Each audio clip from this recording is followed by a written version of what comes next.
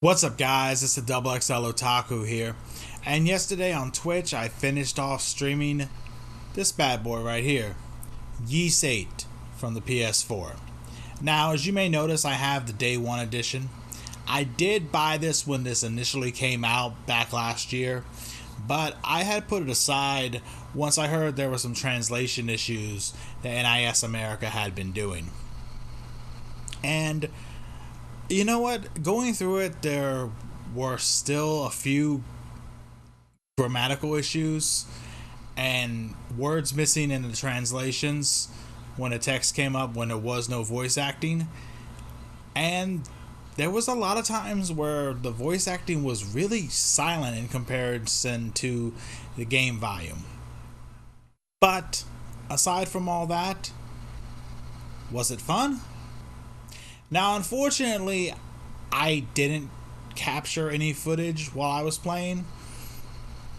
I still haven't figured out how to do a capture whilst also streaming without including all the extras that are with on my Twitch. So, unfortunately, there won't be any gameplay involved in this review. But you can always check out previous videos from my play on Twitch and check out how the game went. Now, if you do go to my Twitch channel, you'll notice that it starts around about halfway in. And that's because I had originally started playing this back in March, I believe it was, and had put it down after a while just because other things had come out that I wanted to play a whole lot more. And I decided to go back to it for my first real major stream because, I'm going through the backlog as well as playing newer things that come out that I want to play, and figured that this bad boy right here would make a good starting place. Now, before we talk more about the game itself, I'd like to point out something about the actual physical release of Ys VIII.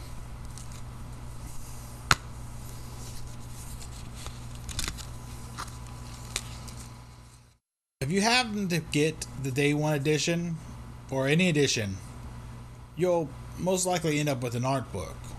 A miniature one at least, which does have a couple things. I'm not going to show too much because it's going to lead to some spoilers in there, but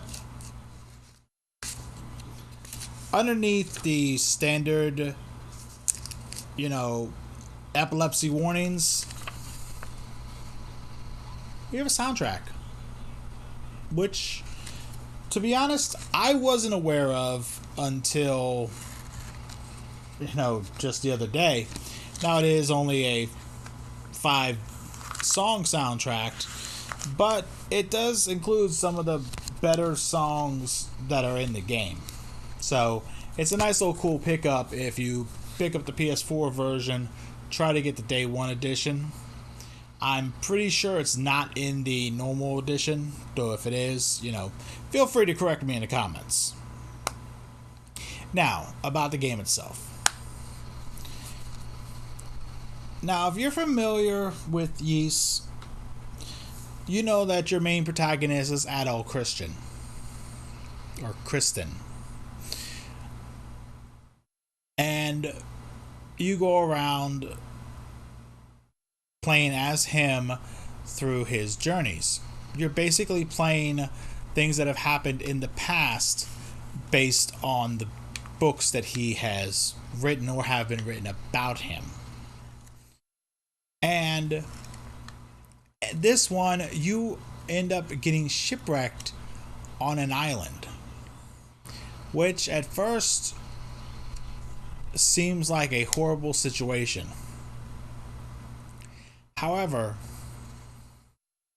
as time goes on, things get a lot better for you and the other castaways. which you spend a good chunk of the game going around through different areas fighting monsters to find said castaways. As initially, you don't have anybody practically. You have no one else to team with. You have no way to increase your values of your armor or your weapon. You have no one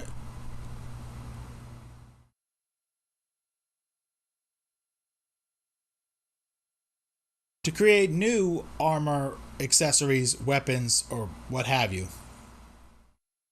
Now, you'll go through and eventually get all these through different characters who happen to specialize in these areas. You get someone whose family is in the blacksmithing, you get a merchant, you get a doctor, and a couple other people that will help you within your camp as you go along. Now, as far as actual gameplay, it is pretty much a standard action adventure. You have 3 people in your party at a time. You do eventually get more than 3. However, saying much more than that would be spoilers, and I'm not going to spoil this all for you.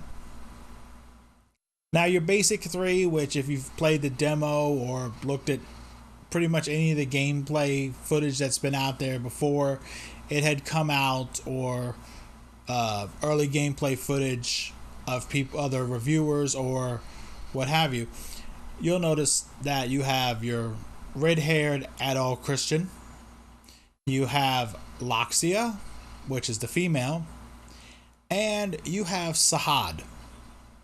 Now, I personally have issues with Sahad only because voicing him on my Twitch stream nearly left me voiceless more than once, because deep raspy voices are not something I'm good at. But that's actually neither here nor there as far as, how good is the game. I had put a solid almost 50 hours into it from start to finish. As you go along doing different quests for people within your camp, you end up raising their approval rating, which does affect the ending that you get at the end of the game. I did not receive the true ending because I was only a few points shy of their approval that's needed for the true ending, and unfortunately I just didn't raise it up high enough in time.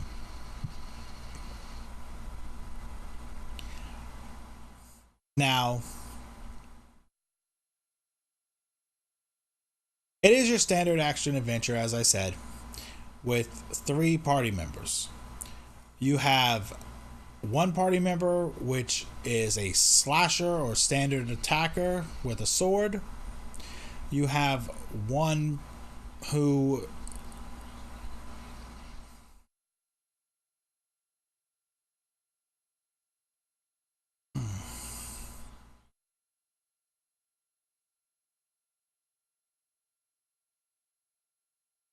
now each of these party members that you have has a different affinity that they can use. You have a slasher, or what I would call a standard attacker. You have a blunt attacker, and you have a stabber. Or I don't really know what a better term for that would be. But for your initial 3 people, Adol, Loxia, and Sahad, you have a sword, a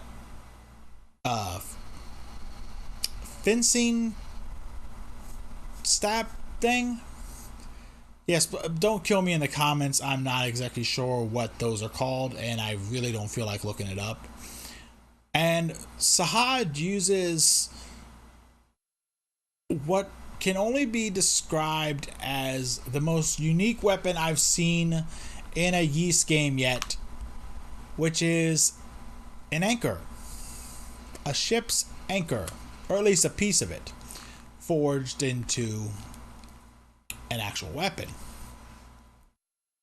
Now, that does occur really early into the story, so that's not really a spoiler because it doesn't actually affect anything, and that's how he gets his weapon. But that does happen, so if you consider that a spoiler, I'm sorry. As you go along, you also have raids, which you have to protect your camp from different enemies attacking. Because while you're in their homeland, they're going to attack you. They're going to try to eat you. They're going to try to just make you leave. And you have to protect your camp from them. As you go along in the game, the enemies get more difficult. There are many different types, many different areas that you'll come across. You'll have caves, marshes, beaches, hills, and you'll have enemies that would fit in these areas. Whether it's wolves, crabs, or other different enemies that saying too much of would also be spoilers. Now, there is at least 3 major plot twists within this game that I experienced. And that's something that I actually do enjoy, because the worst thing for me is to be playing a game, be like, oh yeah, here's this what happens. Oh look, here it comes. Oh, here it goes now. That's my only problem I have with the Tales of series, is I can typically smell the plot twist coming a mile away. The games are fun. I love that series. But when it comes to plot twists, it's obvious. However, in Ys VIII, it is not. You don't realize what's about to happen until it's happening, which is a good thing. The story in and of itself isn't that grand. Ys, to me, has never really been known for, great storytelling, but it's always been fun gameplay. Now, throughout the series, the gameplay has differed slightly from just I believe the term is bump and grind. Get your heads out the gutter. In the original games, to more of a standard action adventure RPG that we all know and love. I can definitely say I enjoyed my time with this guy. I probably put more hours than I should have going through some of the side quests. There was more than one occasion where I spent multiple hours just doing side quests or looking for certain ingredients to upgrade the weapons or armor than I probably should have. If you're trying to avoid most side quests just to complete the game, you could probably knock this out in 25 to 30 hours. But what's the point of playing a JRPG when you're not going to do side quests? All told, this took me somewhere between 48 and 50 hours. And I enjoyed my time with it, as I've said previously. Is this a game I think you should pick up? Yeah, I do. This is also out on the Nintendo Switch as of earlier this year. And from what I understand, that's a pretty good version of it as well. It was a pretty decent port. The PC version, well,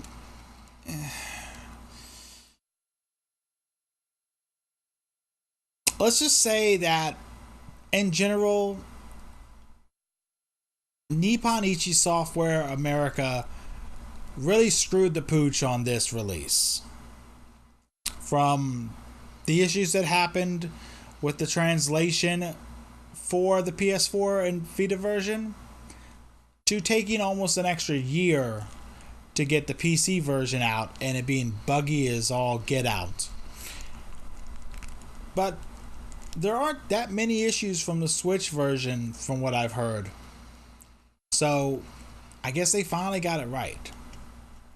Personally, I'd rather see Xseed get the rights to Ys again. But, you know, that's neither here nor there. Now, I do promise in the future to try to have actual game footage and to try to do a better review. Because I realize as far as reviews go, this kind of sucks. But at the end of the day, you can look at my Twitch and see me play it. You can see my reaction to most things going on from Chapter 3 on, as well as my reactions to some of the twists. And I've seen them myself. If I could take some of them back, I would. Simply because, well, now they're out there, and yeah, that's how I am when I game, though. That's 100% me. That's 100% where my reactions are. Yeah. So I guess that's going to go ahead and do it for this review of Ys VIII for the PS4. As always, you can hit me up on Twitter, check out the Facebook, or go check out that Twitch page, which is going to have streaming. We now have a schedule on the Twitch page. So stay tuned for that. Next up will be various games. And again, for the further future reviews, I hope to be able to figure out how to capture some footage so that these reviews are not as plain Jane as they actually are right now. If you enjoy this video, go ahead and hit the thumbs up. If you don't, you can hit that thumbs down. I won't hate you for it. If you enjoy this content or any of my other content, you can hit the subscribe button. It would be very much appreciated. And if you really like it, go ahead and hit that little bell next to the subscribe to get notified when any new videos are posted. This has been the XXL Otaku. It's time to go find some more fun in gaming, and I hope you do too.